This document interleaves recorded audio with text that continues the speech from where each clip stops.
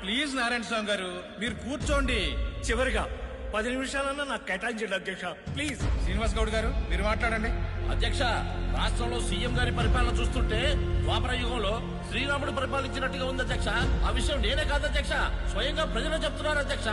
అధ్యక్ష, రాముడు పరిపాలించింది త్రేతాయుగంలో అధ్యక్ష, ద్వాపర యుగంలో పరిపాలించింది శ్రీకృష్ణుడు అధ్యక్ష.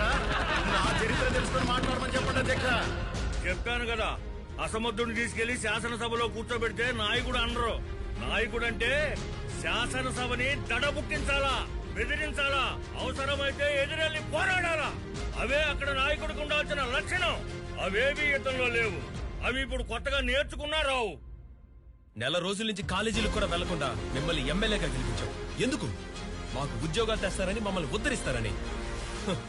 కానీ మిమ్మల్ని ఇలా చూస్తుంటే అదేమీ జరిగేటట్టు అనిపించట్లేదు సార్. ఇలా చెబుతున్నానని ఏమనుకోకండయ్యా. అసెంబ్లీలో